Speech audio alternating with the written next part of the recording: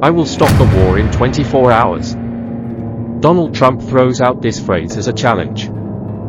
For millions it sounds like a breath of hope, for others, like a dangerous illusion. But let's put emotions aside and look at the facts. War is not a movie that can be paused. It is a complex system woven from logistics, economics, and human destinies. Let's take Ukraine, for example. To stop the conflict, you need to do more than just stop shooting. You need to dismantle 800 kilometers of the front, where every trench, every mine, every soldier is part of a giant mechanism that has been spinning for months. Imagine 12,000 trucks with weapons, 40 trains a week, 17 flights with equipment. These are not just numbers, this is the living blood of war. And even if today the order stop is given, the inertia of this machine will stretch out for weeks. But Trump is not the first to promise a quick solution. Remember 1973, the Paris Agreements were supposed to end the war in Vietnam. Signatures were put, press releases were sent out, but the fighting continued for another 2 years.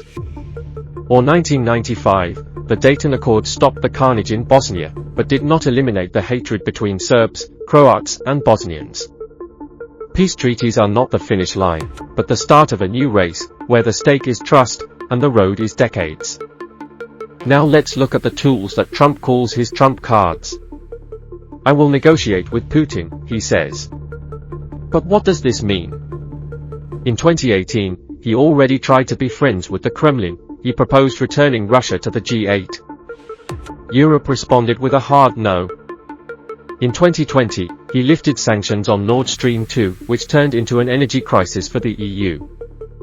And if tomorrow he recognizes Crimea as Russian, this will not only betray Ukraine, but also give the green light to other dictators. China, seeing the weakness of the West, may strike Taiwan. Iran, to step up its nuclear program. Chaos multiplies like cracks in glass. But let's talk about money. War is a profitable business. Lockheed Martin earned $18.7 billion, $374.2 billion in 2023. General Dynamics churns out shells like hotcakes. And Russia? It pumps oil through a dark fleet of 234 tankers, sells weapons to Iran and cashes out $4.9 billion through crypto exchanges. Even Europe is playing a double game. Germany is blocking Taurus supplies, but allowing Poland to re-export its tanks. France is quietly selling technology for Russian aviation through the UAE. War feeds too many to simply turn it off. And what about people? For a Ukrainian soldier, war is a house that was burned down and a family that needs to be protected.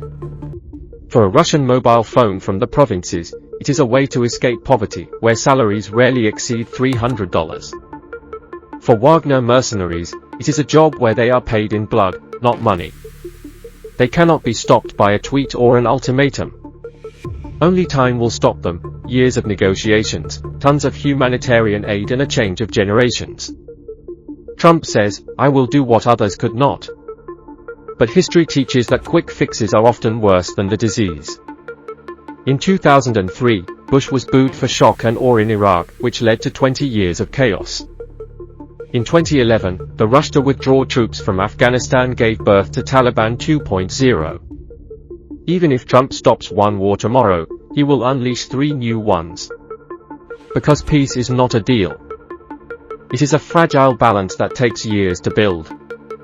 History lessons: when quick peace imploded in 1938, Neville Chamberlain returned from Munich with an agreement he declared brought peace to our time.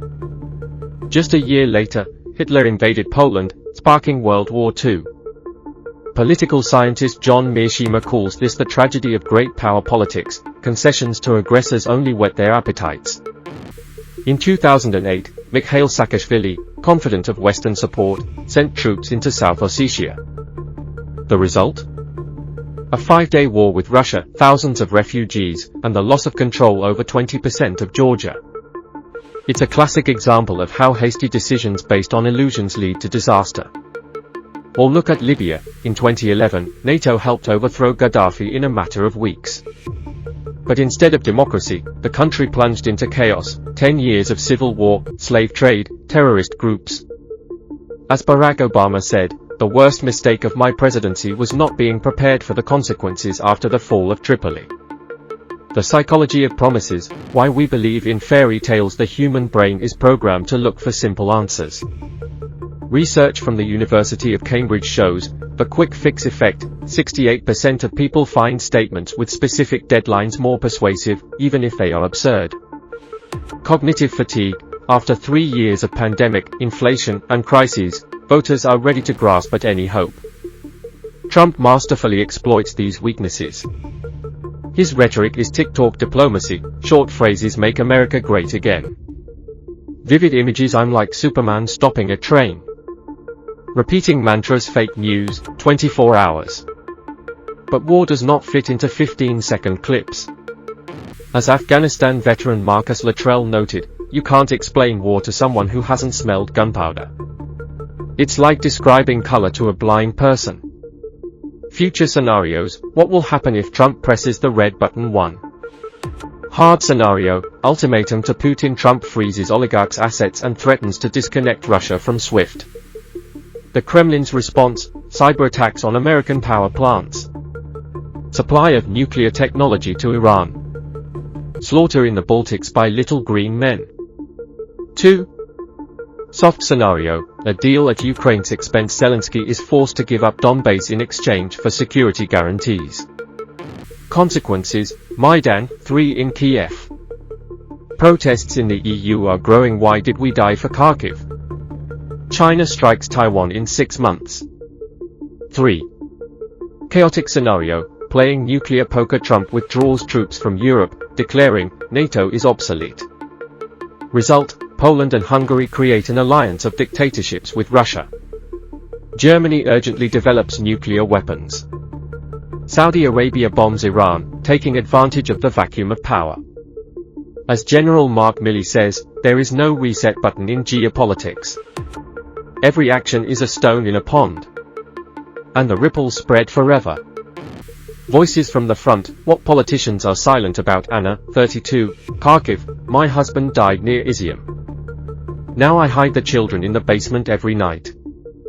Trump talks about deals? Let him spend a week here first. Igor, 28, Rostov-on-Don, I was mobilized 2 days after my wedding. If it weren't for the army, I would have died of hunger. There is no work in our village. Jack, 45, Texas, after Iraq, I struggled with PTSD for 10 years. Now I watch the news and see how our shells kill children in Donbass. It's an endless nightmare. These people are not statistics. They are a reminder, behind every 24 hours there are broken lives. Paths to peace, what really works? Economic pressure, freezing $300 billion of Russian reserves hit the ruble harder than any sanctions. People's diplomacy, prisoner exchange through the Red Cross. 142 people in 2023 reduces tensions. Education, every Ukrainian child who receives a scholarship in the EU is a bridge between cultures. But the main thing is time. After 30 years of conflict in Northern Ireland, it was not until 1998 that the Good Friday Agreement was signed. It took 2 generations to replace hatred with dialogue. Historical parallels, when haste ruins hope. In 1964, Lyndon Johnson signed the Tonkin Resolution, which launched the full-scale US intervention in Vietnam. He promised a quick victory, but the war dragged on for 11 years, costing 58,000 American lives. Rand Corporation analysts later admitted, we underestimated the tenacity of the Viet Cong and overestimated the effectiveness of the bombing. 60 years later, history repeats itself. Attempts to resolve conflicts in one blow fail, because war is not a game of chess, but a living organism with millions of variables. Take Syria. In 2015, Russia sent troops, promising to defeat ISIS within a month. Instead, the conflict escalated into a proxy war involving Turkey, Iran, and Kurdish forces. Today, 9 years later, 70% of Syria's population lives below the poverty line, and terrorists control certain areas. As Syrian refugee Ahmed said, planes can bomb a city in an hour, but it takes generations to rebuild it. The economy of war, who pays, who earns behind every shot is someone's capital. Let's look at the chain using the example of a shell for the M777 howitzer. Raw materials: steel from Minnesota $200 per ton. Manufacturing: BAE Systems plant in South Carolina $3,000 per shell. Logistics: delivery via Poland $12,000 per ton. Disposal: demining the Donbass $1.200 per square meter. Result: one shot costs the US budget $7,500, but brings $15,000 in profit to contractors. In 2023, the Pentagon spent 1.2 million of these shells, that's $9 billion, which would be enough for 180 new schools in Detroit. Treatment for 240,000 veterans with PTSD. Solar power plants for 600,000 homes. Meanwhile, Raytheon shares have grown by 65% since the start of the war in Ukraine. As economist Jeffrey Sachs ironically puts it, Wall Street loves wars, it's the only product that doesn't need advertising. Expert opinions: what do the professionals say?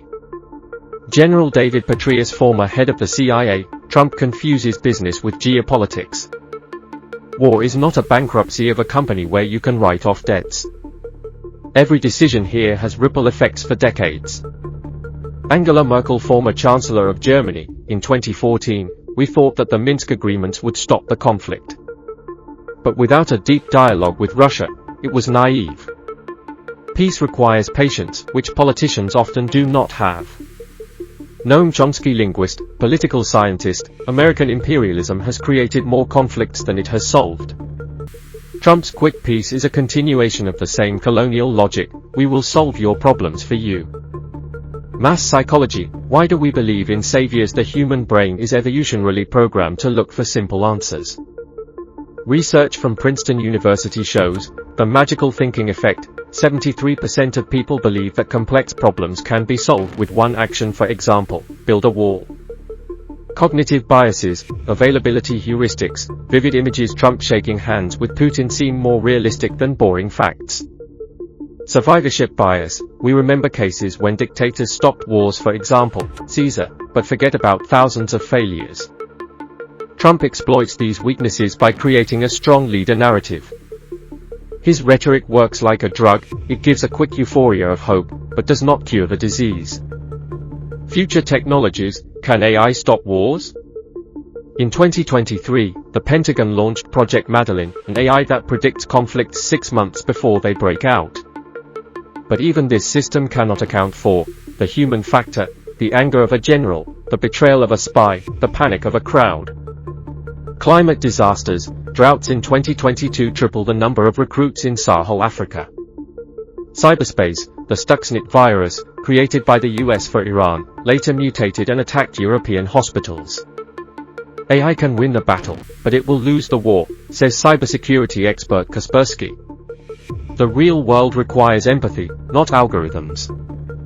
The role of society: how ordinary people change history. Belgrade, 2500, 000 Serbs ousted Milosevic in a bulldozer revolution. Sudan, 2019, months of protests toppled dictator al-Bashir. Armenia, 2018, Velvet Revolution ended war with Azerbaijan. These examples prove that change comes from below. When the mothers of soldiers in Russia and Ukraine take to the streets together, war will become impossible. But it won't take 24 hours, it will take years of slow work. Conclusion: time for truth. Trump's 24 hours is a mirror of our collective laziness. We want to believe that someone else will solve our problems for us. But war is not a system failure. It is a system that we silently accept by buying Northrop Grumman stock and ignoring news about Yemen. What to do? Stay informed, read CIPRI reports on military budgets, not just tweets. Take action, write to your congressman, support NGOs like Doctors Without Borders. Remember, every third tax dollar goes to war. What would you spend that money on? As Einstein wrote, peace cannot be preserved by violence. It can only be achieved by understanding. It's time to stop waiting for a savior and become one. Thanks for watching. If this video touched you, please share it. Tomorrow begins today.